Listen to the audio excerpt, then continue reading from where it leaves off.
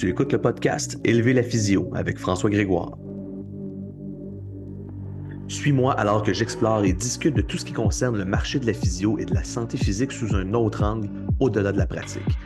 On va parler de l'état de la profession dans le marché de la santé physique en abordant plusieurs sujets, allant de la gestion à la psychologie en passant par les aspects sociaux entourant ou impactant la physiothérapie au Québec et ailleurs. Discutons et analysons notre marché, apprenons et trouvons des solutions pour qu'ensemble, on puisse élever la physio.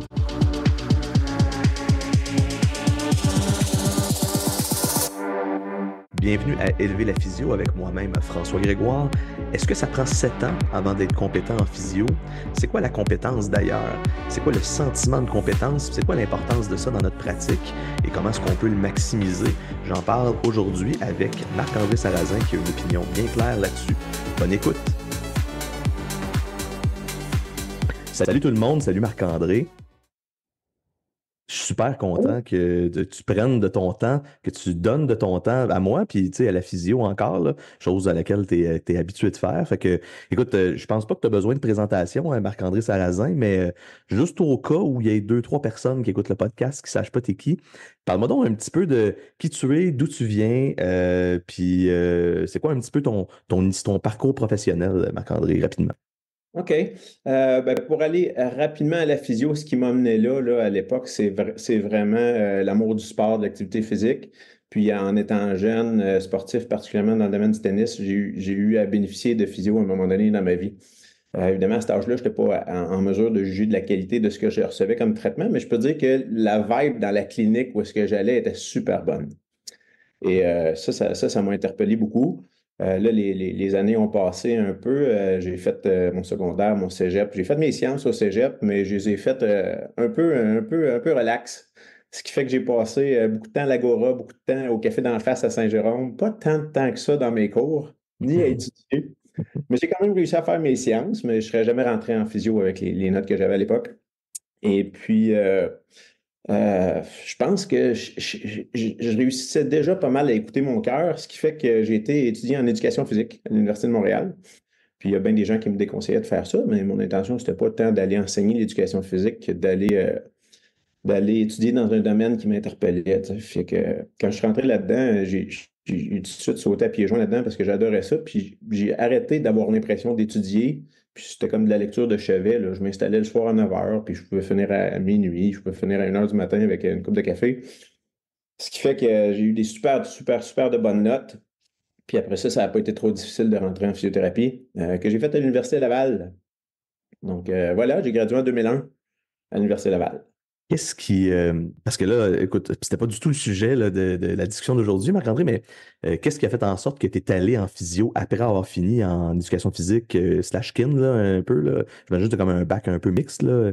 Pourquoi tu es allé en physio? Qu'est-ce que tu avais besoin de plus, là, finalement? Oui, c'est une très bonne question. À l'Université de Montréal, à l'époque, le département d'éducation physique avait 3 volets. Il y avait le volet enseignement. Je savais que je ne voulais pas enseigner dans les écoles, mais à l'époque, il y avait aussi les 2 autres volets qui étaient sciences puis extrascolaires. Quelques années après, en fait, l'année où j'ai terminé, ils ont mis ensemble extrascolaire et sciences, et ça a donné le bac en kinésiologie qu'on connaît aujourd'hui, avec évidemment quelques évolutions depuis ce temps-là. Fait que moi, j'ai fait extrascolaire, puis il y avait des cours super intéressants de coaching, planification de l'entraînement, méthode et principes d'entraînement, physiologie de l'entraînement. Et à l'époque, j'avais terminé ma carrière de, on peut dire athlète là, à cette époque-là, puis je coachais au tennis, puis j'aimais vraiment ça beaucoup. Je travaillais 20-25 heures par semaine, là, même pendant mes études en physiothérapie. Et puis, je coachais quand même du bon niveau. Puis, j'aimais ça assez à cette époque-là pour penser en faire une carrière. Sauf que, à force de consulter des coachs de carrière, j'ai compris que c'était quand même très difficile, cette réalité-là, particulièrement au Québec. Hein, on n'est pas en Europe ici. Mhm. Comme je savais que j'aimais quand même la stabilité, je voulais avoir des enfants, je voulais probablement pas travailler tous les soirs, toutes les fins de semaine. La physio est Sportif, devenue hein? une opportunité. Ouais, c'est ça. La physio est devenue une opportunité, ce qui m'a pas empêché de travailler la fin de semaine souvent. Mais plus du tout maintenant, presque. Donc voilà, j'ai décidé d'être vraiment un physiothérapeute à ma dernière année de physiothérapie parce que je coachais encore jusque-là. Je Euh, comprends. c'est ça qui a motivé mon choix. Là. Tu sais, j'avais la chance de le faire. Je me suis dit, je vais le faire, puis je déciderai en temps et lieu. Puis après ça, Marc-André, dans ton début de carrière, tu sais, puis dans le fond, tu sais, la raison pour laquelle on se parle aujourd'hui, là, ça découle entre autres là, puis je l'ai gardé, je l'ai copié, je l'ai pas mis dans nos sujets de discussion, mais tu me disais, ben, je suis plus trop sûr de ce que j'ai dit dans cette publication-là. Mais tu as fait une publication sur le groupe Physio Tes Fils du Québec où tu questionnais, ben, là, puis corrige-moi si je me trompe, là, tu questionnais la compétence, le mentorat ou le manque de cette convivialité ensemble dans des contextes de travail autonome, surtout seul, que tu connais. Fait que peut-être, avant qu'on embarque là-dedans, si tu pouvais me parler un petit peu, Marc-André, de ton début de carrière, puis toi, ce qui t'a mené progressivement à vouloir Ouais. t'en aller vers ce modèle-là de travail autonome. Ben, juste avant, tu parlais du fameux post, là. Ce que je me rappelle qui avait mené à ce post-là, c'est que je voyais beaucoup de jeunes physios poser des questions sur la façon de devenir travailleur autonome. Puis évidemment, il y avait toutes les questions étaient pertinentes, c'est certain, mais j'en voyais pas une passer sur le sentiment de compétence. Donc, il y avait beaucoup de jeunes physios qui avaient peut-être, je ne sais pas moi, 1 an, 2 ans, 3 ans, puis qui se questionnaient sur, je vais avoir des patients, les finances, les assurances, etc., Mm. l'équipement, mais ça va coûter. Mais aucun d'entre eux ou d'entre elles posait des questions sur les compétences. C'est ce qui a mené à ce poste-là. Donc, si on revient à ta question, qui était le début du parcours jusqu'à ce que je fais aujourd'hui, travailleur autonome en physio, ben, j'ai tout de suite commencé dans une bannière, hein, une des bannières, probablement une des bannières sportives dans lesquelles il y avait quand même plusieurs cliniques. Puis je pense que c'était une bannière de grande qualité à l'époque, là. J'ai travaillé pour Évolution Physio, qui était à l'époque Accès. Accès Physio, là. Donc le groupe s'est scindé en deux, puis ça a donné Évolution Physio. Moi, je suis resté avec le groupe Évolution Physio à partir de 2001. Puis à l'époque, quand je graduais en 2001, ça, je me permets de le dire, là, il y a des modes en recherche, il y a des modes en physio. Hein? Ben, à cette époque-là, la mode en recherche et la mode en physio, c'était tout tourné autour de la thérapie manuelle. Puis c'était probablement le curriculum le plus organisé, le plus structuré qui existait à l'époque. Il y avait très peu de choses en neuro, très peu de choses en pédiatrie. Le contrôle moteur existait plus ou moins. Les neurosciences de la douleur commençaient. Donc, j'ai tout de suite embarqué là-dedans, puis j'ai beaucoup aimé ça. J'ai eu la chance d'avoir des super de bons profs que tu connais très bien d'ailleurs. Donc, j'ai gradué dans ce système-là en 2005. 2005, 2006, non, pardon. Non, j'ai fini mes examens avancés en 2008, je pense, ou 2009, quelque chose comme ça. Puis au travers de tout ça, je faisais beaucoup de physiothérapie sportive avec énormément de terrain, hein. Je travaillais, bon, 5 jours semaine, mon caseload normal. Le soir, j'allais faire du terrain. La fin de semaine, je couvrais des matchs. J'avais quelques ambitions quand même, je peux dire, à cette époque-là, hein. J'avais pas d'enfant. J'étais encore un peu jeune. Et donc, voilà, à peu près 6 7 ans après, là, j'avais fait ce curriculum-là. Puis évidemment, comme bien des gens qui complètent ce curriculum-là, j'avais pas l'impression que c'était suffisant pour bien m'occuper de l'ensemble des patients que je voyais. Donc, j'ai toujours voulu m'améliorer dans à peu près tout, là. Fait à cette époque-là, du moins, là, presque tout ce qui s'offrait comme formation postgraduée dans le domaine neuromusculo-squelettique, je le faisais. Donc, contrôle moteur, tu sais, des cours sur des approches particulières, des cours sur des régions particulières, des cours d'intégration. Puis là, en 2008 est arrivée là, la grosse mode du raisonnement clinique. Donc, je suis passé au travers de ça. Et puis là, on pourra probablement parler du fameux sentiment de compétence, là, mais c'est autour de ces années-là que j'ai commencé à être vraiment plus confiant dans mes moyens. OK, mais on y reviendra, je pense. Oh, ben oui, c'est sûr. En fait, je pense que c'est un sujet clé là, dans tout ça, tu sais. Puis, fait que là, tu sais, amène-moi donc dans le moment où toi, dans ta tête, tu commences à te dire, ben, puis pourquoi? Qu'est-ce qui déclenche ça? Qu'est-ce que tu recherches? Sans nécessairement dire qu'est-ce que tu n'avais pas. Dans tous les cas, tu sais, il y a une évolution professionnelle puis personnelle aussi là, dans notre carrière. Tu sais, qu'est-ce qui t'amène à te poser la question? Parce que là, ça fait quoi? Ça fait depuis un peu avant la pandémie là, que tu es, à ton compte, Marc-André, là. Octobre 2018. Bon, c'est ça. Fait que là, ça fait déjà comme un 6 ans, là, presque 6 ans. Qu'est-ce qui, j'imagine, là, 2016, 2017, là, te travaille puis qui t'amène à te poser la même question que peut-être des physios qui ont 1 an d'expérience ou même 0 mois d'expérience, là. C'est là que je suis moins sûr, hein, dans le sens où on a chacun notre histoire. Oui, bien sûr. Ben, en fait, moi, j'ai jamais été destiné à avoir mon entreprise, à faire des affaires. Ça m'a jamais intéressé. La seule et unique chose en physio qui m'intéressait, c'est d'être le meilleur clinicien possible. OK? Donc, là, autour de 2008-2009, là, on a eu notre premier enfant. Et puis là, par la force des choses, hein, l'idée du patrimoine mijote un peu. On commence à penser à l'avenir, on commence à penser à, tu sais, un jour peut-être une retraite, mais les enfants sont là, on va faire quoi pour les accompagner dans tout ça? Puis ça prend nécessairement un peu de finances.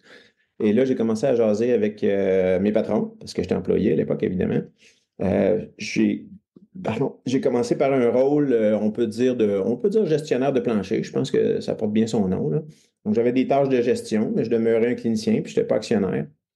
Euh, Ça, je pense que ça a commencé autour de 2010, peut-être 2011. Puis je pense qu'en 2013, je suis devenu partenaire dans une succursale. Donc, il y avait plusieurs succursales. Je suis devenu partenaire dans celle-là. Mais j'avais à peu près pas de tâches administratives. J'avais des tâches de gestion encore, donc ça ressemblait, mais j'étais devenu partenaire. Donc, j'avais une participation financière. Je recevais des dividendes.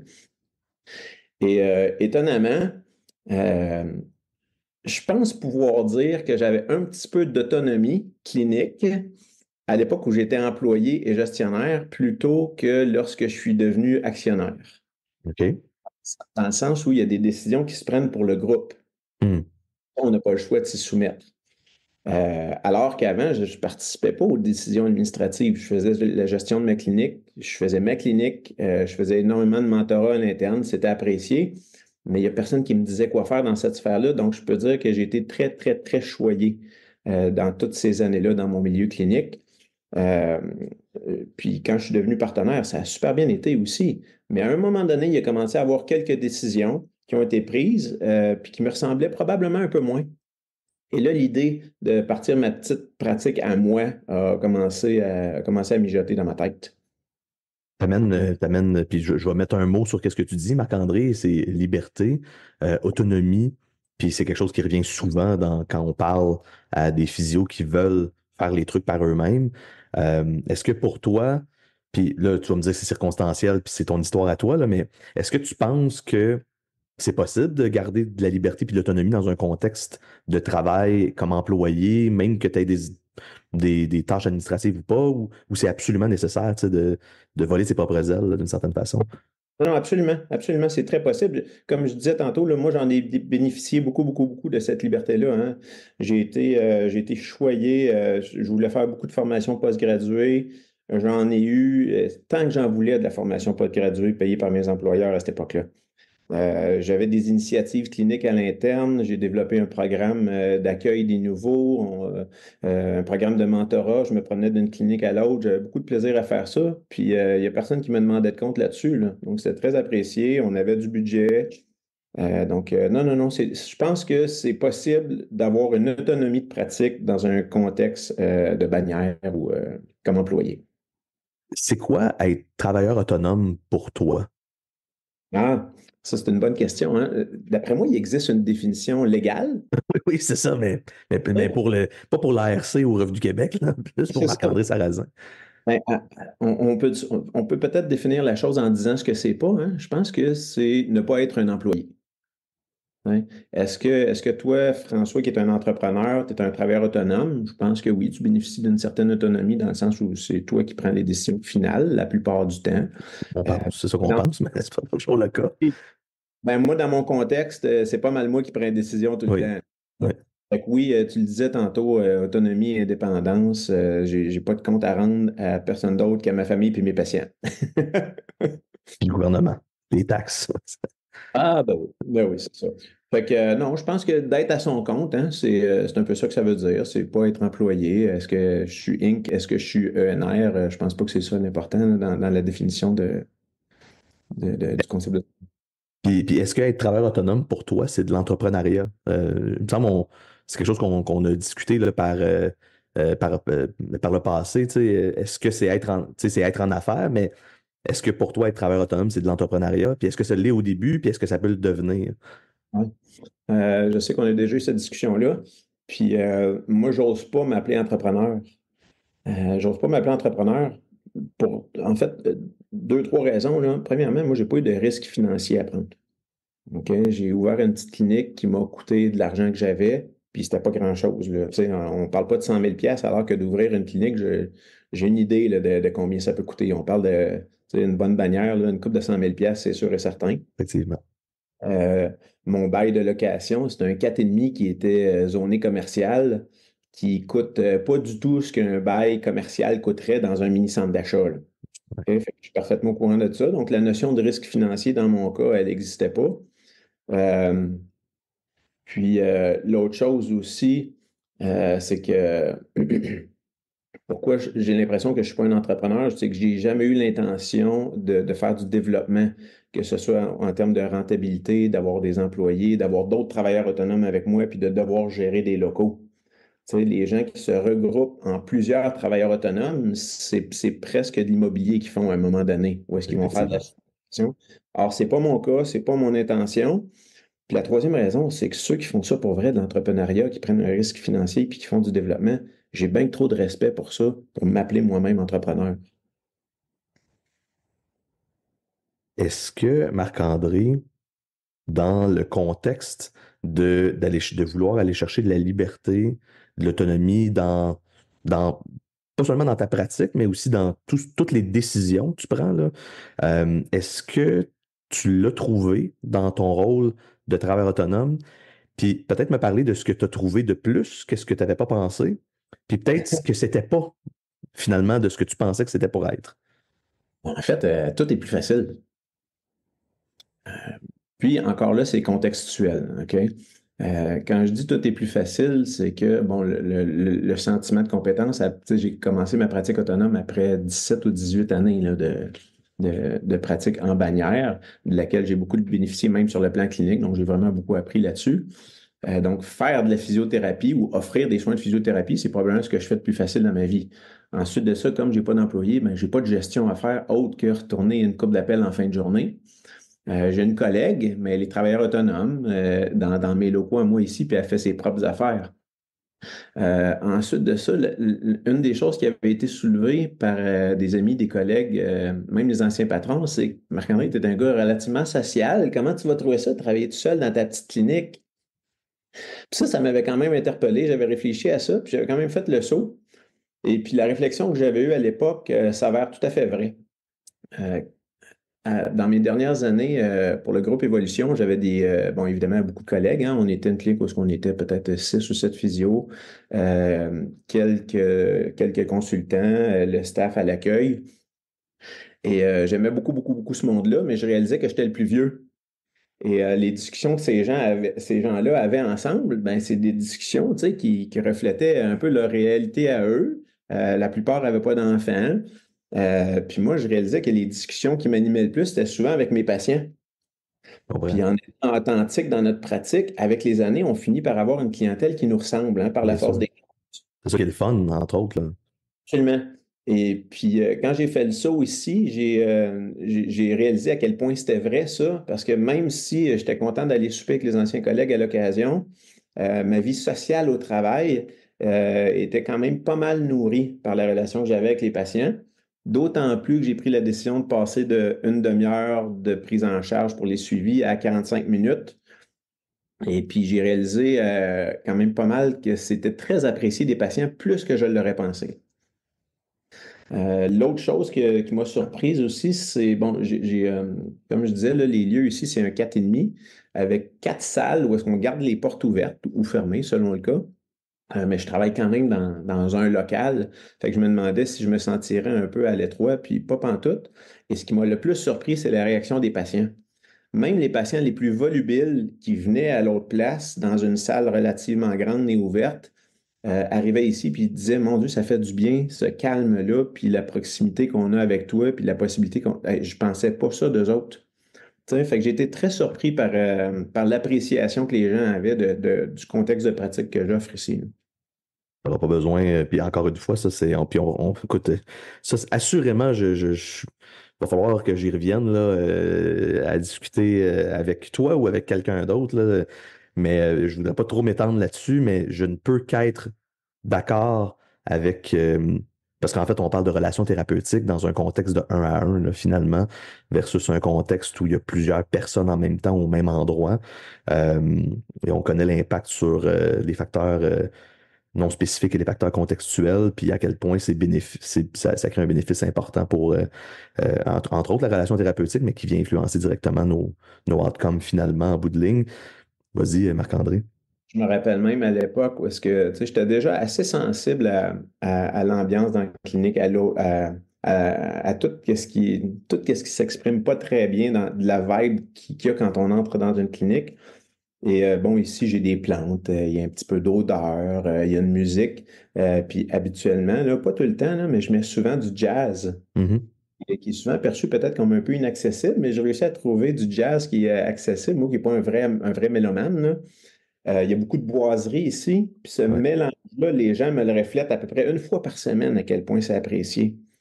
Puis je me rappelle à l'autre clinique où est-ce que, à un moment donné, là, on avait une clinique très sportive. Il y a même eu une époque où la musique, c'était Chaume qui jouait. Wow, OK. Fait que du rock. Oui, oui, quand même. Puis je pense que les gens appréciaient ça. Mais c'est une clientèle qui ne représente pas tant que ça la clientèle que j'ai ici. Hein. Puis donc voilà, il y a beaucoup de petites choses, je pense, qui vont faire que les gens apprécient sans même être capable de mettre le doigt dessus dans bien des cas. Je me rappelle, j'avais acheté un moment donné une coupe de plantes chez Ikea, des plantes à plastique. Il y en a une couple, là, tu sais, ça a dérangé un peu là, que j'investisse dans des plantes là, dans une clinique de physiothérapie. Mais moi, j'accordais une importance à ça. Puis je juge pas la vie inverse, là. Je fais juste dire que moi, ça me ressemblait, puis je réalise qu'il y a des patients qui remarquent ces petites choses-là. Ben, les gens, même s'ils le remarquent pas, ils le ressentent. Et puis, tu sais, dans le fond, cette sensation-là, ce ressenti-là, évidemment, a un impact important.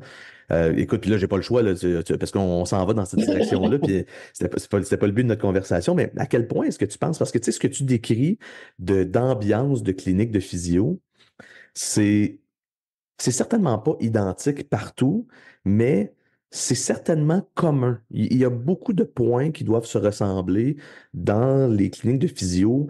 Peut-être pas qu'ils jouent du chant, mais dans une ambiance avec beaucoup de monde, dans un contexte où on peut jouer par exemple de la musique ou même on met une gang des Canadiens. Puis là, tu dis, ben, c'est peut-être pas tous les patients ou ça attire des gens qui ressemblent à ça. Puis j'aimerais ça te poser la question juste comme ça.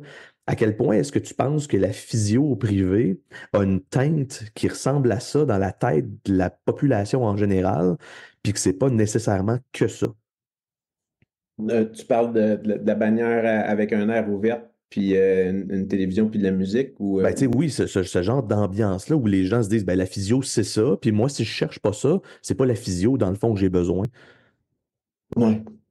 Euh, j'ai l'impression que c'est un avis partagé par beaucoup de patients ou partagé par la clientèle en général, mais en fait, je pense que la réponse est plus mathématique.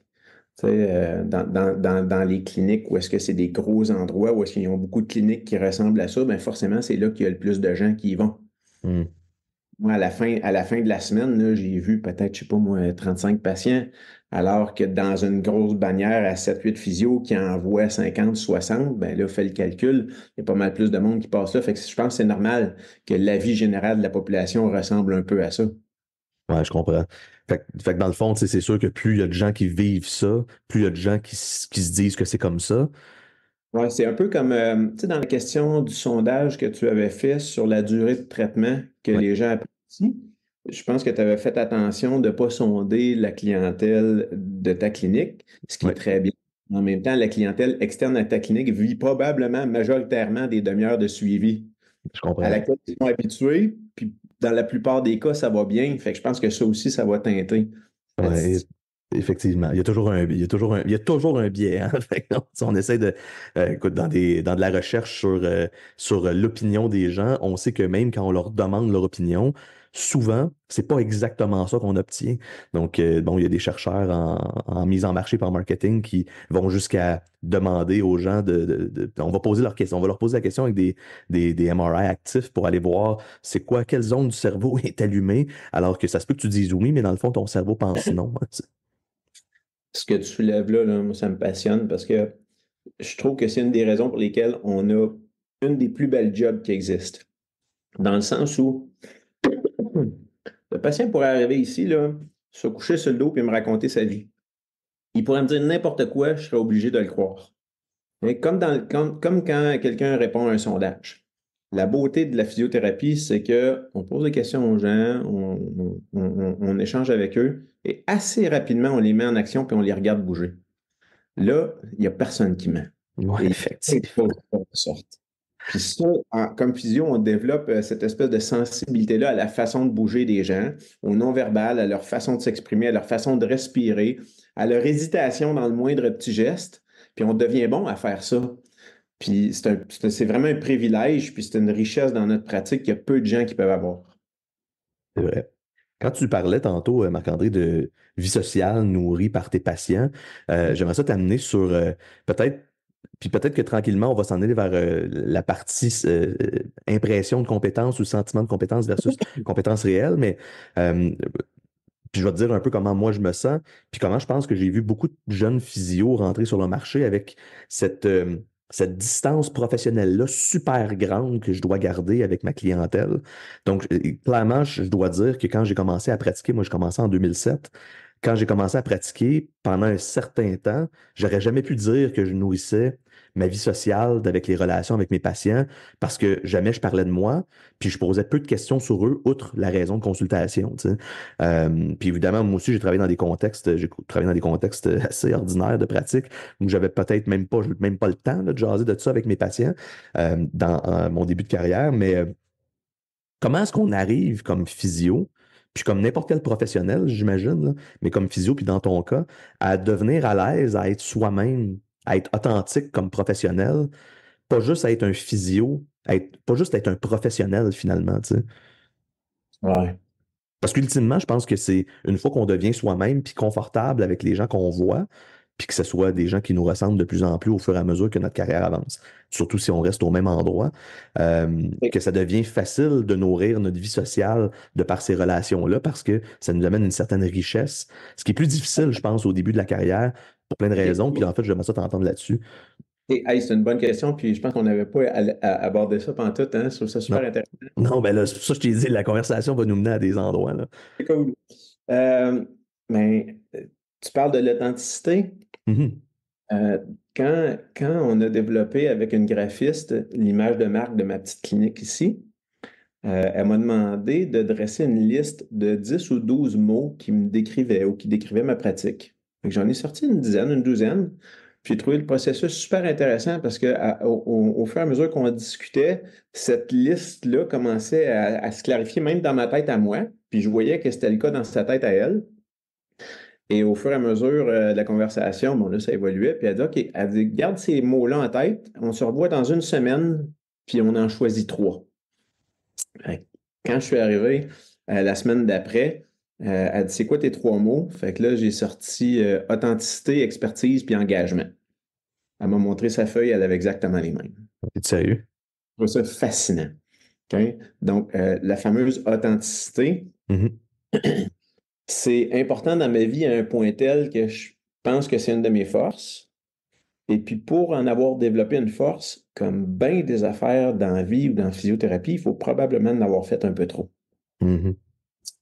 Ça, c'est mon chum Blaise Dubois, je pense qu'il disait ça de la thérapie manuelle. Pour être un bon thérapeute manuel, à l'époque, il disait faut en avoir fait probablement un peu trop. C'est un peu tannant d'entendre ça, mais le temps fait en sorte qu'on finit par admettre que c'est vrai. Comme il a probablement prescrit trop de chaussures minimalistes, et C'est comme un je suis autre. peut-être ton cas aussi. Écoute, on a tous été victimes de Blaise. On parlera pas trop de lui parce qu'il est pas là. Non, mais on a beaucoup de plus bénéficié de lui que Bien d'avoir été. sûr, C'est sûr. tout Mais à ce que fait. j'allais dire, c'est que j'ai probablement trop été authentique au début de ma carrière aussi. Dans la mesure où, tu sais, bon, ceux qui me connaissent savent que je suis assez à l'aise d'exprimer mon opinion, sachant que je peux me tromper, puis je suis vraiment à l'aise de me faire confronter aussi là-dessus. Mais j'ai fort probablement perdu quelques patients pour avoir abordé des sujets, pour Mhm. avoir émis des avis, tout ça.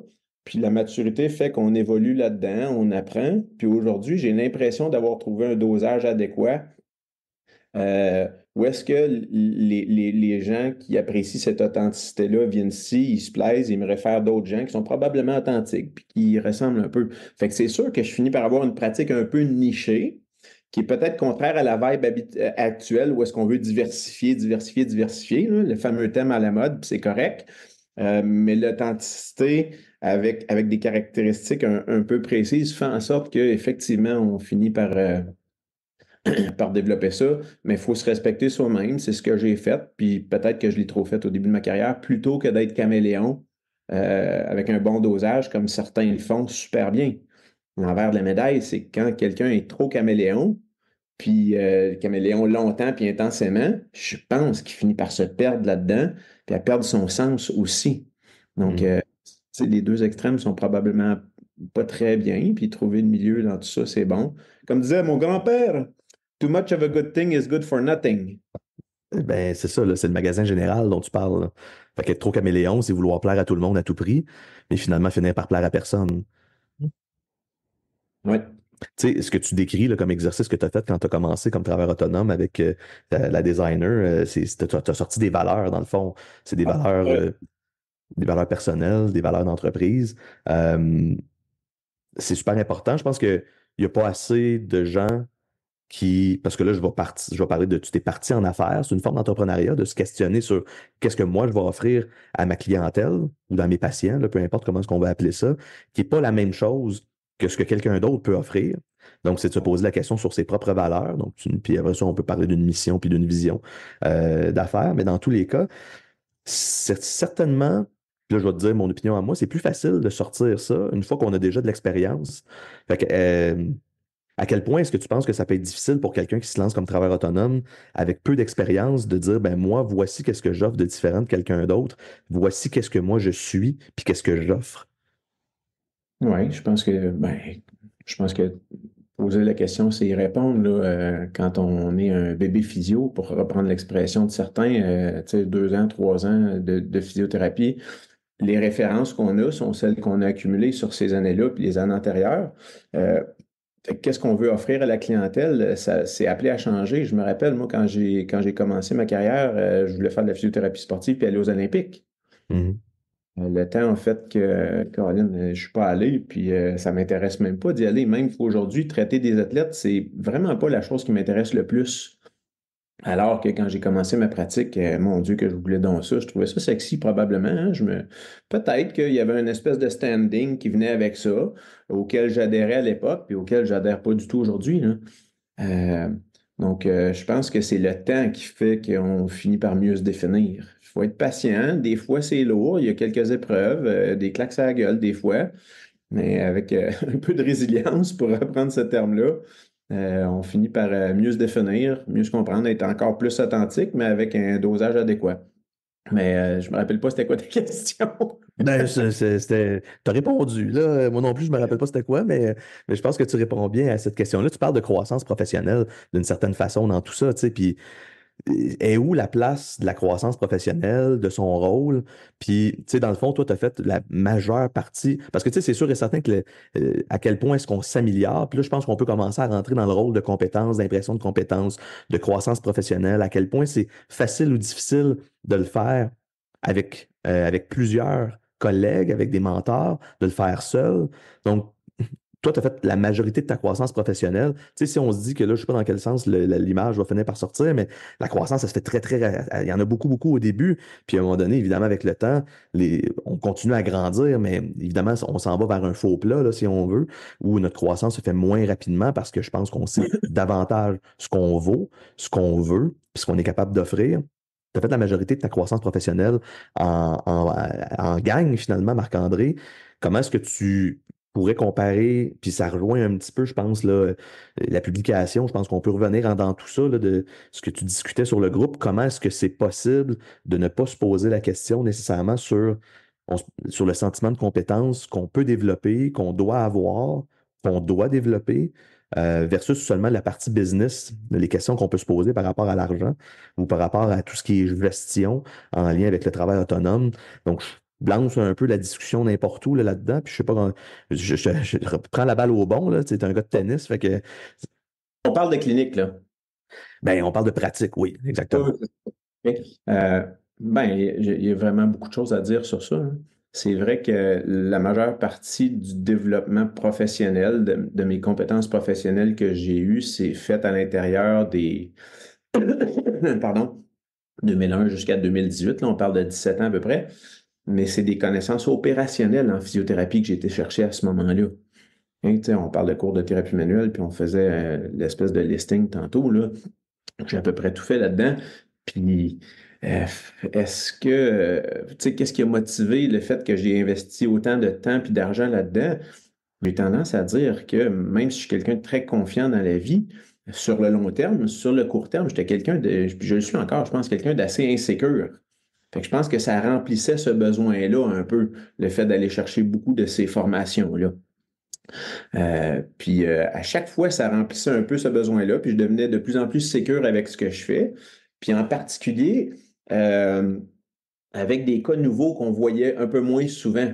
Donc, un cas nouveau qui se présente dans notre pratique quand on a 1 an ou 2 de pratique, c'est quand même un peu insécurisant, c'est un peu challengeant. Alors qu'aujourd'hui, il arrive un cas dans ma pratique que j'ai jamais vu. Je suis super à l'aise avec ça. Je connais mes compétences, je sais où ça s'arrête. Puis à partir de ce moment-là, j'ai des options de référence aussi, ce qu'on a quand même un peu moins au début de notre pratique. Puis si je réfère un patient à un collègue ou à un autre professionnel de la santé, on se le fait dire, même aux études au bac, que ça finit par être payant, mais on a de la misère à le croire tant qu'on ne l'a pas vécu plusieurs fois au fil des années. Puis aujourd'hui, je suis 100% à l'aise avec ça. Donc, ça prend du temps quand même à acquérir cette certitude-là dans nos prises de décision. Puis ça, c'est pas juste en faisant des cours, là. C'est l'effet du temps aussi. Donc, oui, il faut être patient. Ensuite, euh, le fameux 7 ans dont je Ah ben parlais. là, tu m'amènes là-dessus avant même que j'aie le temps de l'aborder. Ben, c'est pas de moi, ça, hein. Moi, j'ai rien inventé là-dedans. J'ai juste constaté quelque chose que j'ai entendu au bac que j'ai fait en éducation physique dans un cours de gestion, qui était super intéressant, qui était donné à l'époque par la dame aujourd'hui qui s'occupe des carabins puis du CEPSOM. Je la nommerai pas par respect, mais j'aime beaucoup cette femme-là. Elle a apporté beaucoup, beaucoup, beaucoup pour le sport universitaire à Montréal. Bref, si je me rappelle bien, c'est pas du mot à mot, mais c'est que pour développer un sentiment de compétence dans un emploi où est-ce qu'on a des responsabilités et des décisions à prendre, ça prend 7 ans pour être à l'aise, pour développer des automatismes dans ce contexte-là. Donc, moi, je trouvais que ça avait du sens, mais évidemment, je n'avais pas d'expérience professionnelle dans la vie. Puis quand je suis arrivé autour de 7 8 ans de travail, là, j'ai eu cette pensée-là pour dire, il me semble que c'est vrai que là, je commence pour vrai à me sentir compétent. Alors que je suis facilement capable d'affirmer aujourd'hui que dès la sortie de l'école, les étudiants en physiothérapie ou les nouveaux professionnels de la physiothérapie sont compétents. En 2001, je suis sorti de l'école avec un bac, puis on faisait encore des étirements du quad pour un syndrome fémoro-patellaire. Je pense que j'aidais les patients, puis je pense que j'étais compétent dans la mesure de ce qu'on savait. Aujourd'hui, avec la maîtrise, qui est un énorme plus, ils sortent probablement un peu plus compétents que nous autres. J'ose dire, peut-être que je me trompe, mais ils sont compétents. Est-ce qu'ils se sentent compétents? Ça, j'en suis moins sûr. Puis c'est tellement compréhensible. C'est un peu Donc là, ça que je voulais exprimer. Je ne sais pas si je m'étais mal fait comprendre, mais c'est un peu ça que je voulais exprimer. Ceux qui ne sont pas rendus à 7 8 ans, peut-être qu'ils peuvent difficilement le comprendre. Ceux qui ont 20 ans de pratique, probablement un peu plus. hmm. Donc, tu sais, est-ce que. Fait que dans le fond, c'est plus une question. Le 7 ans, on est plus dans une question. Ou tu sais, 7 ans, ou plus ou moins, là. Donc, le temps fait en sorte que, évidemment, on ne devient pas nécessairement plus compétent, mais on est. Oh, François, je t'ai perdu pendant 30 secondes à peu près. Oui, c'est ça, hein? Oui. Attends un petit peu, je me vois bugger un peu, moi aussi. Je vais être obligé de faire un petit peu de montage ici. On est de retour, je pense, là. Oui. Je peux Bon. continuer si tu veux, le temps que, que tu permets dans des feuilles. Non, non, ben, je suis là, je suis là. Fait que, tu sais, dans le fond, c'est ça. Fait on parle vraiment plus d'un sentiment de compétence, tu sais.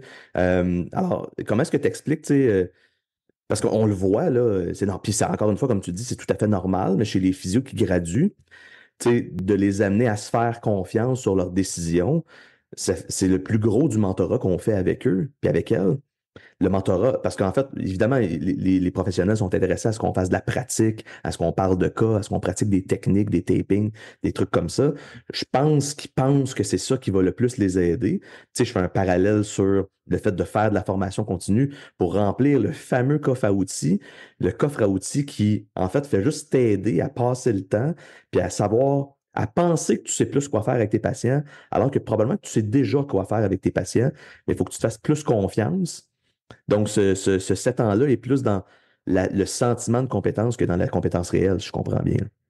Moi, je pense que oui. Puis, tu sais, évidemment, ça ne s'arrête pas là, puis ça ne s'arrête pas après le bac ou Ben après non. la maîtrise non plus. Je veux dire, ça fait 23 ans que je pratique, puis j'ose dire que je m'améliore encore, hein, différemment, sur différents plans, mais je m'améliore encore, puis c'est tant mieux, c'est ça qui va me garder là. Mais si je reviens un peu sur tu sais, les compétences un peu opérationnelles versus les compétences un peu plus relationnelles, moi, je suis le premier à dire hein, que c'est très bien de faire du mentorat sur l'acquisition, la précision de certaines techniques, certains tests, hein, parce qu'un test va être valide dans la mesure où il est bien fait. Euh, la précision des exercices aussi on va pouvoir faire bouger telle articulation si on exécute l'exercice comme il faut, recruter tel muscle si on le fait comme il faut, etc. Fait que ça demeure vrai. Moi, ce que j'encourage davantage, par contre, c'est du mentorat un peu plus implicite, du mentorat avec patient, du mentorat sur le raisonnement clinique avec des vrais cas réels. Euh, J'aimerais ça qu'il y ait plus de demandes des physios pour recevoir du mentorat avec leurs propres patients, même si je comprends tout à fait que c'est difficile de mettre sa tête sur le bûcher, Mm. puis de recevoir des commentaires d'un collègue ou d'un patron ou d'un mentor. Tu sais, faut avoir la couenne dure un peu pour aller vers ça. Mais à mon avis, c'est très certainement ça qui nous fait le plus grandir comme physio. Même si ça tout seul n'est pas suffisant. Je pense que ça prend un bon dosage des deux. Puis actuellement, les demandes de mentorat que j'ai, c'est encore, j'aimerais pratiquer mes MPIV, j'aimerais pratiquer mes tests de stabilité crânio-vertébrale, alors qu'on se sert de ça encore, oui, mais c'est pas ça notre bread and butter. Non, c'est pas l'essence de la pratique. Tu L'autre sais, chose, vas-y, excuse-moi. ben non, vas-y, Marc-André. L'autre chose dans le mentorat, ce qui est beaucoup plus vrai dans une réalité clinique d'une bannière à plusieurs physios, c'est qu'il y a énormément de choses qui passent sous le radar en termes d'apprentissage pour les employés ou les collègues. Ce que je veux dire par là, c'est qu'il y a énormément de mentorat implicite. Mm, Implicite, mm. tu fais sans même passer du temps one-on-one ou en groupe. De travailler avec des collègues, on voit ce qu'ils font de bien, on apprend, on copie, on dit ah, tiens, ça c'est une bonne idée. Puis même si je suis avec un patient, je l'ai quand même vu dans mon angle mort, je l'ai quand même entendu à travers les rideaux, à travers une porte. Je vais le reproduire. Puis s'il y a quelque chose pour lequel je peux être critique, je peux avoir une discussion à la fin de la journée avec un collègue, dire, il me semble que j'ai entendu ça. Qu'est-ce que tu en penses? Tu penses-tu que... Donc ça, c'est la richesse du travail en équipe que moi, j'ai plus aujourd'hui, là. Mm. Et, qu'il y avait à l'époque. Puis, je pense que je le réalisais un peu à l'époque, mais je le réalise encore plus aujourd'hui quand je discute avec des anciens collègues, parce que lorsque j'étais là, même eux ne le réalisaient pas tant que ça, et là, je suis plus là avec eux autres, puis quand je discute, on jase de ce bon vieux temps-là, où est-ce que quand je travaillais avec un patient, puis j'utilisais une expression ou un exercice ou une explication d'un concept particulier, il me dit, tu sais, quand tu disais cette affaire-là, je me rappelle de l'avoir retenu, puis c'est pas dans du mentorat direct, un pour un, qu'on avait fait ces apprentissages-là. Donc, j'ai ces échanges-là, puis ces témoignages-là du travail en équipe que je valorise énormément. Mais aujourd'hui, tu sais, après 23, 24 ans de pratique, ce genre de choses-là nous nourrit un petit peu moins, mais je pense que c'est tellement important pour des physiothérapeutes qui n'ont pas 7 ans d'expérience encore. Ouais. Tu sais, puis tu amènes un bon point. Tu dis, ah, il y a quelqu'un qui m'a dit que tel truc que j'y ai dit, que finalement ça m'a marqué, puis si je l'ai utilisé, tu sais, plus on est exposé, plus il y a de chances que ce genre de situation-là se produise. Des fois, ça peut être surprenant, quelqu'un qui nous dit, ah, ben oui, tu sais, tu m'avais parlé de tel truc à un moment donné, puis tu sais, encore une fois, là, ça peut être en train de souper ou de dîner, ça peut être d'un cadre de porte, puis ça m'est resté, puis je l'utilise, tu sais. Puis là, des fois, tu te dis, ah, ben, tu sais, dans le fond, je pensais pas en te disant ça que ça aurait cet impact-là. Évidemment, si on s'expose pas à ces situations-là ou à ces discussions-là, ben, on a un peu moins, évidemment, ils ont beaucoup moins de chances, là, c'est une question de nombre, on a moins de chances que ce genre de truc-là se produise. Comment est-ce que tu abordes, là, c'est une question, écoute, prends-le comme tu veux, Marc-André, comment est-ce que tu abordes la situation d'isolement relatif dans laquelle tu te places, puis à quel point est-ce que tu penses que c'est bon pour toi à long terme en restant, parce que peut-être que ça t'aide à rester en physio plus longtemps, versus qu'est-ce que toi, comme physio d'expérience, hein, parce qu'on le sait, on a une forme d'attrition en physio, des physios qui restent longtemps, je pense que ce sont des exemples importants pour la profession, puis de partager ces expériences-là, de montrer qu'on existe. Hein, on a plus que 10 ans d'expérience, toi puis moi. Ça reste important. Donc, comment est-ce que tu te vois dans cette situation-là de qu'est-ce que tu peux redonner à la physio, que la physio t'a donné, dans un contexte où tu es moins exposé aux gens, mais même si tu es un gars présent là, en physio, puis tu donnes tu fais de la formation, etc., puis tu es impliqué à la QPMA, mais ouais, parle-moi donc de ça un petit peu, là. Ouais, c'est drôle, hein? Tu poses des questions, puis je trouve que les questions ils m'allument, là. Et, je pense que c'est ton ancien collègue ou patron, Sylvain Saint-Amour, qui Oui. dit on reconnaît quelqu'un d'intelligent non pas par ses réponses, mais par la qualité de ses questions. Ah ben, mon Dieu, j'écoute, si c'est un compliment, je vais le prendre, Marc-André. Merci. Me semble, oui. Euh, euh, euh, on fait du pouce sur l'isolement versus le fait de travailler en équipe, dans une bannière, disons. Euh, je pense même que dans mes interventions avec les patients, lorsque j'étais entouré de collègues, probablement que ça me forçait à faire plus attention à ce que je disais, sachant que j'étais écouté et pied, puis que, tu sais, qu'on travaillait ensemble, puis c'était pas toujours dans des salles fermées, isolées. Donc ça, c'est l'avantage aussi, puis je pense que ça amène tout le monde vers le haut de faire ça. Fait que ça m'amène au fameux piège que tu exposais, le fait de travailler de façon isolée dans notre croissance professionnelle. Je me suis posé la question beaucoup, puis en fait, c'est aussi une des raisons qui a mené à mon fameux post sur la compétence, OK? Je pense que dans mes premières années de pratique, jusqu'à temps que je parte, j'ai toujours voulu être, pas, non pas le meilleur, parce que je suis vraiment expert dans rien, et je suis zéro une sommité dans rien non plus, mais j'ai toujours voulu être meilleur. Et en étant seul, on a cette petite voix-là alentour de nous qui n'est pas là. Tu sais, on n'a pas des collègues pour nous pousser vers le haut. Donc, c'est facile de devenir complaisant avec notre pratique. Hmm. Ça, je l'ai réalisé en étant ici tout seul là, dans ma pratique. Ça, c'est un foutu beau piège.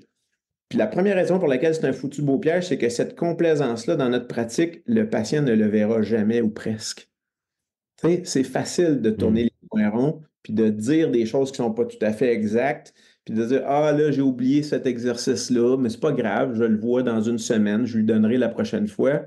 Donc, de ne pas tomber dans ce piège-là, c'est pas évident, particulièrement quand on n'est pas contaminé par ce désir-là d'offrir toujours le meilleur.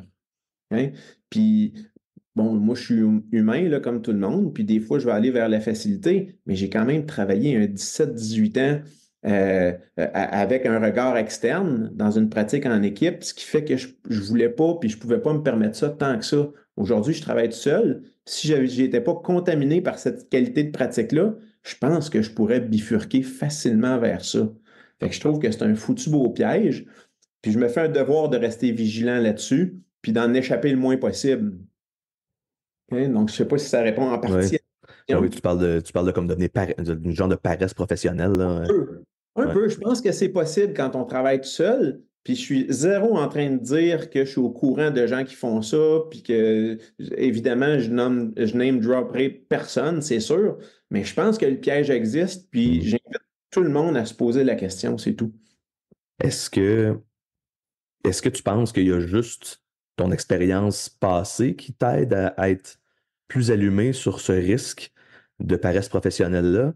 Sinon, qu'est-ce qu'on peut faire pour éviter ça, même quand on pratique en clinique à plusieurs? Je ne sais pas. Je pense que c'est un ensemble de choses, là. Il y a des qualités personnelles, hein. Il y a probablement des gens qui ne sont jamais à risque de bifurquer vers ça. Tu sais, des gens super perfectionnistes, là, tout le temps, là, il y en a, là, c'est correct.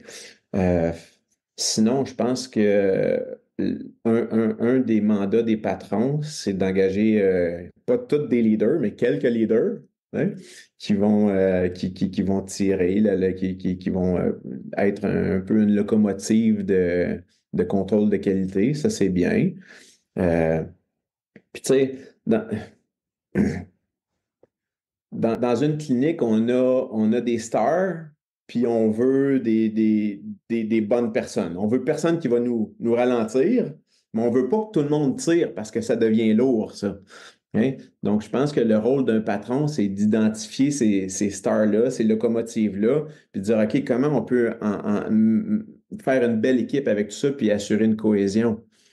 Euh, C'est de la gestion d'humain. Oui, oui, oui, c'est ça. Puis ça, c'est passionnant. Tu sais. Puis en Oui, tout oui. cas, personnellement, moi, c'est ce qui me manquerait probablement. C'est ce qui me demande le plus d'énergie, mais c'est ce qui me manquerait probablement le plus, tu sais, à travailler tout seul. Euh, mais bon, tu sais, c'est quoi la clé de la durabilité en physio, Marc-André? As-tu un lien avec le fait de rester allumé, tu sais? Comment, pourquoi les gens quittent après 3 4 ans, puis tu sais, toi puis moi, ça fait plus que 15 ans, puis toi plus que 20 ans. Tu sais, c'est quoi, selon toi, la clé ou les clés là, de la durabilité dans notre profession? Il y a plusieurs choses, c'est certain. Euh, Moi, je vais pratiquer longtemps encore, hein. La seule job que je me donne dans la vie, c'est de rester en santé pour faire encore une coupe de patients par jour à 80 ans. Hein. Euh, je pense qu'une des choses qui me garde, c'est que je me sens encore utile, je me sens encore apprécié. Je sens que j'ai encore une pertinence. Des fois, je me sens un peu old school. Des fois, je me sens un peu, comment on dit ça? Il y a une chanson des Cowboys là-dessus. Has-been. Has been. Des fois, je me sens un peu has-been pour certaines choses. Qu'est-ce qui te fait sentir has been, Marc-André? Ah, probablement juste l'effet du temps. Puis des idées émergentes aussi, tu sais, qui viennent plus des gens de mon âge. Là, je vais avoir 50 ans dans un mois. Ouais, fait que ça, c'est normal, je pense, puis il faut l'accepter, c'est correct. Puis il faut surtout s'en nourrir plutôt que de se sentir menacé. Mhm. C'est Euh, vrai? je pense que je suis encore compétent pour participer au bien-être des gens. Du moins, on me le reflète. On me réfère plein de patients. C'est le bouche à oreille aussi qui me le dit. Mais Mhm. pour développer un bouche à oreille, tu sais, aujourd'hui, je pense probablement que 90% de ma clientèle, c'est du bouche à oreille. On ne fait pas ça en 1 an ou 2 de pratique. Tu sais, on a besoin d'un patron qui va rencontrer les médecins, qui va rencontrer les organisations sportives pour générer de la clientèle. Je pense qu'une fois que ça s'est fait, tu sais, c'est sûr que le patient qui rentre dans une bannière pour la première fois, peut-être qu'il y va pour la bannière.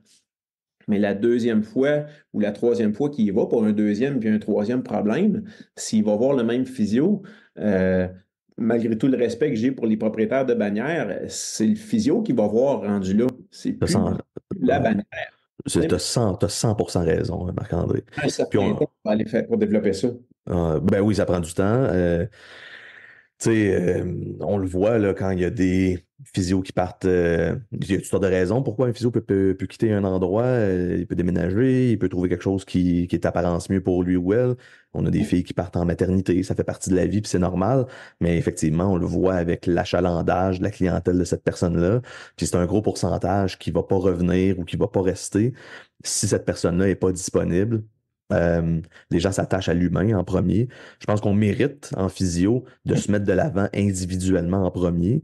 C'est ce que j'essaie de faire comme humain, de mettre mes collègues hein, de l'avant sur pas leur technique de thérapie manuelle ou leur formation, peut-être, là, c'est pas inimportant, mais surtout sur qui ils sont.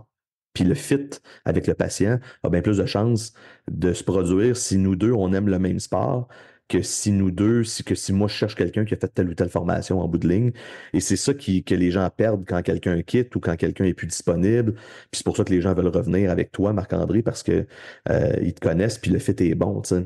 Alors, c'est tellement relationnel. On fait du service, tu sais, on est avec les humains, puis on est avec les humains dans une situation vulnérable souvent, là. Puis, tu sais, tantôt, je voulais revenir sur le développement professionnel comme travailleur autonome.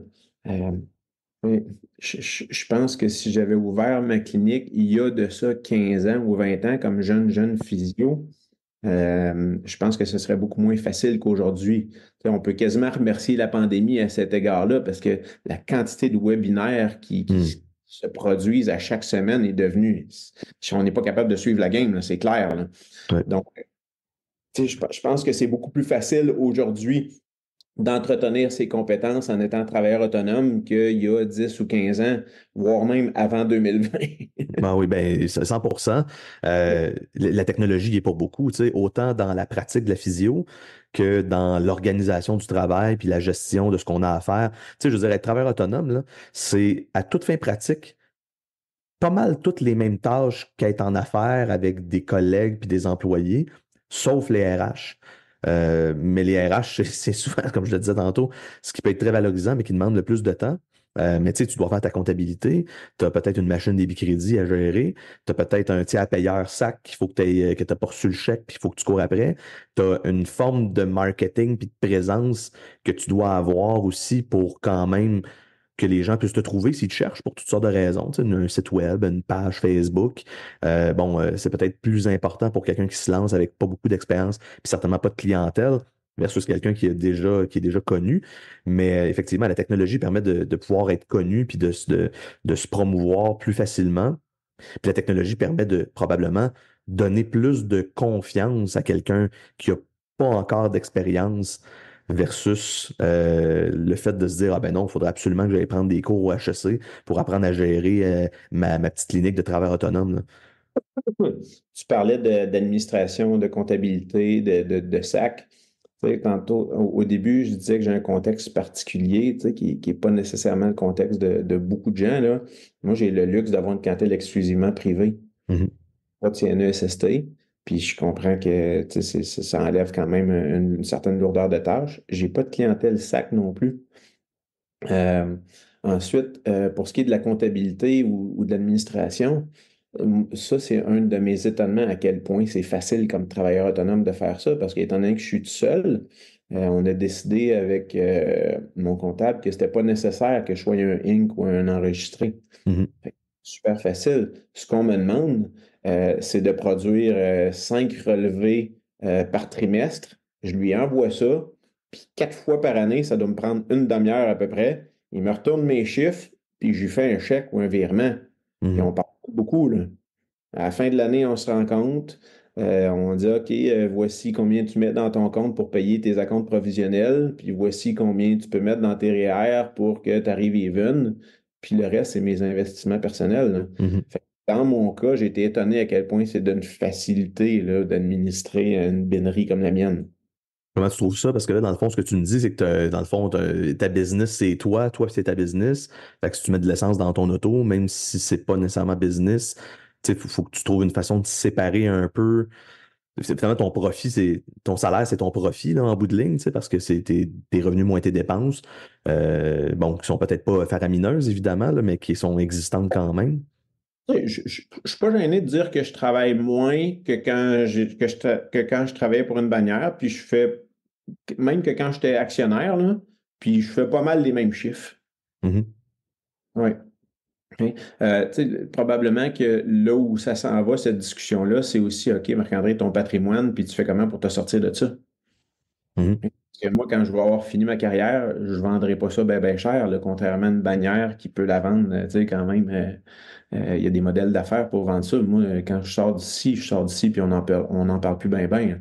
Fait que Ouais. ça, c'est un des désavantages de faire ce que moi je fais. Et c'est pour ça, tantôt, que je disais, le risque que je prends, c'est qu'il m'arrive quelque chose dans la vie. Un Mhm. accident, une maladie quelconque. Fait que ma job, c'est de bien dormir, bien manger, faire du Mhm. sport. Tu sais, puis choisir les sports.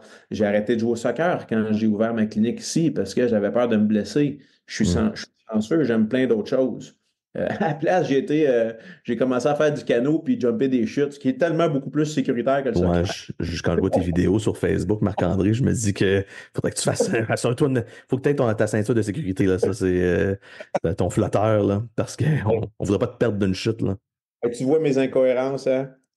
Bon, c'est Mais non, correct, là. c'est ça. La vie est remplie de ça, là. Le risque, c'est de ne pas avoir la santé pour travailler assez longtemps pour assurer un patrimoine. Mais ça, bon, c'est mon évaluation du risque. C'est super personnel. Ouais, ouais, en fait, tu parles de l'équivalent d'un genre de exit strategy là, pour quelqu'un qui se lance en affaires. Puis effectivement, en physio, contrairement, mettons, aux dentistes, quand on connaît un peu la comptabilité dentaire, là, les dentistes vont vendre des dossiers patients. Donc, il y a une valeur par dossier. Donc, si un dentiste a 1500 patients, ben, il peut vendre sa pratique, même s'il est seul, comme travailleur autonome. Ça a une valeur en physio. On reconnaît très peu cette valeur-là. Puis ça serait vraiment un autre sujet de conversation complètement sur pourquoi est-ce que c'est le cas. Mais tu sais, dans le fond, là où toi tu te situes, puis les gens qui se lancent comme travailleurs autonomes, c'est dans l'optique où tu te vois pratiquer 35 ans, tu sais, comme physio. Je ne suis pas certain que tout le monde se voit comme ça. Je pense que beaucoup de gens ne le savent juste pas, là, tu sais, quand tu commences à pratiquer, jusqu'où tu vas te rendre dans ta pratique clinique. Ça, j'imagine que peu de gens peuvent le dire. Et quand on regarde le 10 ans en moyenne sur le marché du travail des physiothérapeutes, euh, évidemment, faut arriver à la conclusion qu'il y en a beaucoup qui décident qu'ils ne veulent pas pratiquer avec des patients pendant bien longtemps, ou en tout cas pas pendant plus que 10 ans. Puis là, dans le fond, tu parles de ça comme étant effectivement comme un peu un risque, parce que si toi, ça faisait 10 ans que tu étais travailleur autonome, après 11 ans de pratique, par exemple, puis tu étais tanné, tu t'en vas où? Tu sais? Qu'est-ce que tu fais? Tu quittes? Ben, je peux fermer boutique, là, mais en 2024, il y a tellement de champs de pratique de la physiothérapie puis de domaines connexes. J'ai quand même encore de la difficulté à croire que quelqu'un ne peut pas trouver sa niche au sein du domaine de la physiothérapie. Mhm. Ça me dépasse un peu, ça, quand même. Je pense que les gens le voient pas. Puis j'ai comme l'impression puis c'est pour ça que je te parlais d'isolement tantôt. C'est un peu le rôle des physios qui sont là depuis plus longtemps de montrer, tu sais, aux plus jeunes que comme les avocats, les médecins puis les ingénieurs en physio, c'est possible de faire de la physio puis de faire de la physio, pas juste avoir des patients aussi, tu sais. Quand tu parlais d'enseignement puis de mentorat, c'est de la physio aussi. T'es pas nécessairement en train de voir des patients à ce moment-là, tu sais. Ouais, ouais. Comment est-ce que tu terminerais notre conversation, Marc-André, sur ce sujet Ah, passionnant de travail autonome, mais qui tourne surtout autour de la compétence, finalement, puis du sentiment de compétence. ah, ben, tu sais, bon, non, je trouve qu'on a touché quand même pas mal le rôle de travailleur autonome. Euh, Moi, c'est certain que c'est une pratique qui me plaît puis qui me va bien. Puis tu sais, quelqu'un qui a le goût de faire ça, moi, je l'encourage à le faire. Mais comme dans toute chose, tu sais, il y a un équilibre à atteindre, là, puis on va finir par l'atteindre, je pense bien. C'est pas une panacée, le fait d'être travailleur autonome. Il y a d'immenses avantages à travailler pour une bannière. J'en ai bénéficié moi-même, puis je voudrais que les gens puissent reconnaître ça. Le problème, c'est qu'actuellement, je réalise que les gens ont tendance à s'épanouir un peu plus dans la pratique autonome que dans la pratique sous une bannière. Puis je le sais que les gens comme toi, vous vous questionnez beaucoup, puis vous cherchez à améliorer les conditions de travail ou la situation de travail ou le contexte de travail. Puis je pense qu'il y en a qui réussissent très, très bien. Je suis certain que tu en fais partie. J'entends des témoignages de tes employés. Euh, mais je pense que le défi est là. Puis ce qui est difficile à réconcilier, c'est peut-être les objectifs de rentabilité, parce qu'il y a une réalité financière que les bannières ont, parce qu'ils ont plus de coûts que quelqu'un qui est travailleur autonome. Fait que comment on réussit ça? Est-ce qu'on accepte que chaque physio travaille avec un patient 45 minutes, 1 heure plutôt que 30 minutes, sachant que c'est clairement moins rentable? Est-ce qu'on accepte de pas ouvrir tous les soirs? Est-ce qu'on accepte de ne pas ouvrir le samedi? Est-ce qu'on libère les physios le vendredi après-midi? Au bout de la ligne, c'est moins rentable. Puis c'est sûr qu'il va y avoir moins d'avantages pour les employés à ce moment-là. Puis je suis convaincu que l'équilibre est super difficile à trouver. Euh, Oui, puis l'équilibre est pas le même en 2024, puis en 2020, puis en 2013, puis donc la société, l'opinion des gens évolue, change, et c'est ça le plus gros défi, tu sais, pour une entreprise, c'est de rester relevant là, pour les gens qui ont le goût de venir travailler avec toi, tu sais. Moi, je suis chanceux, je travaille avec des gens incroyables. Je pense que ultimement, ce que les entreprises ou les cliniques en physio ont à se poser comme question, c'est surtout est-ce que je suis prêt à sacrifier des revenus puis des profits maintenant en investissant davantage dans les humains avec qui je travaille? Puis j'ai l'impression, en fait, je n'ai pas l'impression, j'ai la certitude que c'est bien plus rentable à long terme d'investir dans les individus que d'investir seulement dans de la rentabilité puis dans de la profitabilité imminente. Il y a un contexte dans lequel la rentabilité imminente est importante. Je pense que probablement pour quelqu'un qui veut vendre son groupe ou sa clinique en fin de carrière, vise à avoir le plus de profit possible, compte tenu qu'on va vendre avec un multiplicateur des profits ou du BAYA, par exemple. Alors peut-être que la situation globale du marché de la physio au Québec, ben, en fait, pas peut-être, certainement a pu peut-être, puis est encore influencé par où est-ce que, dans la maturité financière des bannières puis des cliniques, Puis l'objectif derrière tout ça, alors changer quand je suis sur le bord de vendre, c'est quelque chose qui est bien difficile pour bien du monde, pour plein de raisons. Puis l'aspect financier, c'en est un, là, tu sais. Ouais. Puis, pour revenir au modèle de travail autonome, je pense qu'il y en a plusieurs, là. Un de ceux qu'on entend de plus en plus parler, c'est le modèle coop. Ouais. Je ne sais pas qu'est-ce que tu en penses. Moi, je trouve que les gens qui travaillent au sein de ça ont l'air de s'y plaire beaucoup. Puis la première chose qui fait en sorte, d'après moi, que ça plaît beaucoup aux gens, c'est que ceux qui vont vers ça, c'est que ça leur ressemble beaucoup. Mhm. Fait que je pense que ça représente quand même bien les valeurs des jeunes physios. Euh, Si j'avais un conseil à donner à un jeune physio qui veut devenir travailleur autonome, ce serait probablement plus d'aller vers un modèle qui ressemble à ça plutôt qu'à un modèle qui ressemble au mien où est-ce que je suis peut-être un peu plus seul. Ouais, ben quand tu parles coop, tu veux dire nécessairement plusieurs personnes ensemble, Marc-André? Oui, ouais, au OK. quotidien ou sur une base régulière, un des deux. Ouais. Mais tu sais, l'isolement, c'est vrai que ça peut peser là, pour quelqu'un qui est jeune puis qui est encore en développement. Ouais, c'est ça. Donc, il y a plusieurs facteurs qui peuvent attirer quelqu'un à s'en aller vers ce modèle-là, mais tu sais, puis on va revenir, on va boucler la boucle en se disant que, évidemment, personne ne le sait tant qu'il ne l'aura pas essayé, parce que le temps et l'expérience ont une valeur quand même. Moi, en début de carrière, je pensais pas, là, comme jeune adulte, puis comme jeune physio, je pensais pas que le temps avait une valeur, mais le temps a une valeur, puis c'est l'expérience, puis ça nous permet surtout de savoir plus qui on est, puis qu'est-ce qu'on vaut, puis qu'est-ce qu'on veut, et ça nous permet de faire les choses à notre image, et ça, je pense que c'est très important pour certainement durer dans notre métier ou notre profession, quel qu'il soit. Marc-André? Yep. Hey, on est samedi, fait qu'on a travaillé la fin de semaine, toi puis moi. On a fait de la physio sans voir des Ouais. patients, mais c'était quand même, écoute, c'était une conversation super intéressante que je suis certain qu'on pourrait continuer alentour d'un verre pendant des heures. Mais là, en ce moment, au moment où on se parle, on est le 10 février, puis on a une journée ensoleillée et chaude dehors. Alors, on va se laisser parce qu'on va aller profiter, elle va aller chercher de la vitamine D puis à l'extérieur. Donc, un gros merci d'avoir pris le temps de me parler. Un plaisir. Je pense que c'est une discussion qui va être très pertinente, très intéressante pour les professionnels en physio. Euh, Puis ben, on remet ça une autre fois sur un autre sujet. Avec une couple d'autres personnes aussi, là. Il faudrait qu'on fasse ça, effectivement. À bientôt, Marc-André. Bye, bonne fin de journée. Bye bye. Merci d'avoir écouté Élever la physio avec moi-même, François Grégoire. Pour me rejoindre, j'aime toujours ça savoir comment est-ce que tu trouves mon contenu, est-ce que tu as des idées de sujets, de quoi est-ce que tu voudrais qu'on discute. Frankie Physio sur Instagram, sur Facebook ou à mon courriel françois@mouvementphysio.com. Merci beaucoup de m'avoir écouté. À la prochaine.